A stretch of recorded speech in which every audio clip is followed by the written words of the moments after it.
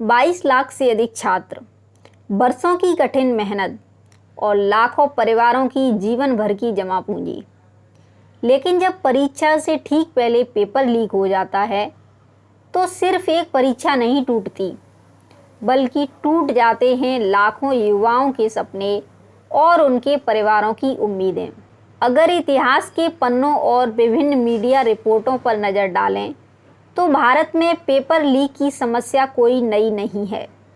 मध्य प्रदेश का बहुचर्चित व्यापम घोटाला, बिहार पुलिस भर्ती और बीपीएससी टीआरई 3.0 जैसी परीक्षाओं में सामने आए पेपर लीक के मामले, उत्तर प्रदेश की पुलिस भर्ती तथा आरओ परीक्षा विवाद और हाल के वर्षों में देश को झकझोर देने वाली नीट परीक्षा की अनियमितताएं इस बात का प्रमाण हैं कि दशकों से सक्रिय पेपर लीक माफिया लाखों अभ्यर्थियों के भविष्य के साथ खिलवाड़ करता आ रहा है।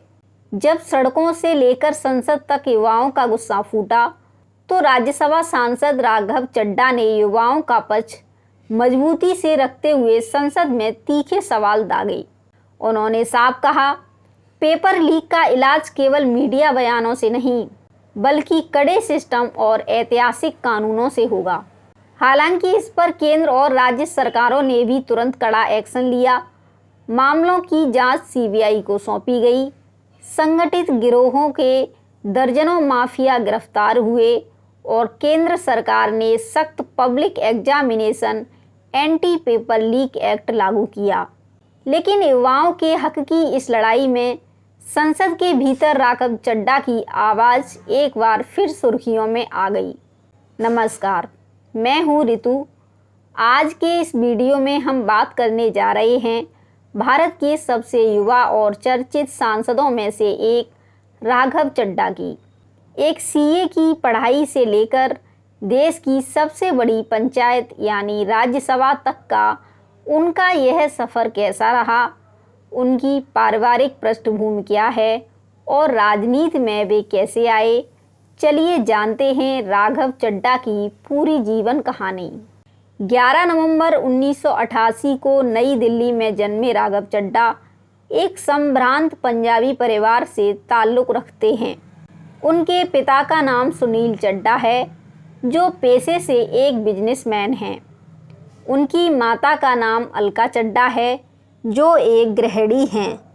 राघव की शुरुआती शिक्षा दिल्ली के प्रतिष्ठित मॉडर्न स्कूल बाराखम्बा नई दिल्ली में हुई। इसके बाद सन 2009 में राघव चड्ढा ने दिल्ली विश्वविद्यालय के साउथ कैंपस के वेंकटेश्वर कॉलेज से बीकॉम किया।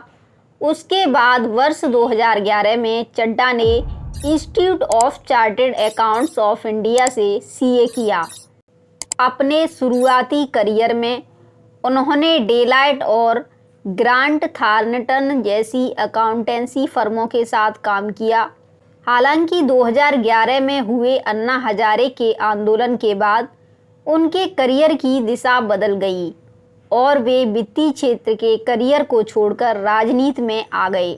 सन 2011 में जब अन्ना हजारे का इंडिया अगेंस्ट करप्शन आंदोलन शुरू हुआ तो राघव चड्ढा ने इसमें सक्रिय भूमिका निभाई। अपनी वित्तीय व नीतिगत समझ से टीम का सहयोग किया। जब आम आदमी पार्टी का गठन हुआ तो वे उसके संस्थापक सदस्यों में शामिल हुए। टीवी डिबेट्स में अपनी शालीनता, सटीक आंकड़ों और मजबूत तर्कों के दम पर वे जल्द ही पार्टी के सबसे प्रमुख राष्ट्रीय चेहरा और प्रवक्ता बन गए। राघव चड्ढा ने पहली बार 2019 के 17वें लोकसभा चुनाव में हिस्सा लिया। आम आदमी पार्टी ने उन्हें दक्षिण दिल्ली लोकसभा सीट से उम्मीदवार बनाया, लेकिन वे भाजपा के रमेश विधूड़ी से हार गए। हालांकि इस हार के बावजूद पार्टी ने उन पर भरोसा बनाए रखा। अगले ही वर्ष 2020 के दिल्ली विधानसभा चुनाव में उन्हें राजेंद्र नगर सीट से उम्मीदवार बनाया गया, जहां उन्होंने जीत दर्ज की। इसके बाद उन्हें दिल्ली जल बोर्ड का उपाध्यक्ष नियुक्त किया गया। वहीं सन 2022 में पंजाब विधानसभा चुनावों में वे पार्टी के सह प्रभारी रहे। जहां उनकी रणनीतिक समझ की बदौलत पार्टी को ऐतिहासिक जीत मिली। जबकि वर्ष 2022 में ही वे मात्र 33 साल की आयु में पंजाब से राज्यसभा सांसद चुने गए और संसद के सबसे युवा सदस्यों में शामिल हुए। पंजाब से राज्यसभा सांसद रहते हुए 24 सितंबर 2023 को उन्होंने बॉलीवुड की मशहूर अभिनेत्री परिणीति चोपड़ा से शादी रचाई। राजस्थान के उदयपुर में आयोजित इस शादी विवाह में देश की राजनीति और फिल्म जगत की तमाम दिग्गज हस्तियां शामिल हुई थीं। राजनीति में समय के साथ परिस्थितियां बदलती हैं। 24 अप्रैल 2026 को राघव चड्ढा आम आदमी पार्टी के 6 अन्य राज्यसभा सांसदों के साथ भारतीय जनता पार्टी में शामिल हो गए। वर्तमान में वे भाजपा के राज्यसभा सांसद हैं और संसद में युवाओं के रोजगार, पेपर लीक के खिलाफ सख्त कानून तथा कर व्यवस्था में सुधार जैसे मुद्दों पर अपनी बात रखते रहे हैं। राज्यसभा में पब्लिक एग्जामिनेशंस अमेंडमेंट बिल 2026 पर दिए गए उनके भाषण की खूब चर्चा हुई। बहस के दौरान उन्होंने कहा, जब मैं विपक्ष में था तब सवाल पूछता था, आज सत्ता पक्ष में हूँ तो उन्हीं समस्याओं का समाधान लागू करने की जिम्मेदारी निभा रहा हूँ। उनका यह बयान सोशल मीडिया पर तेजी से वायरल हुआ।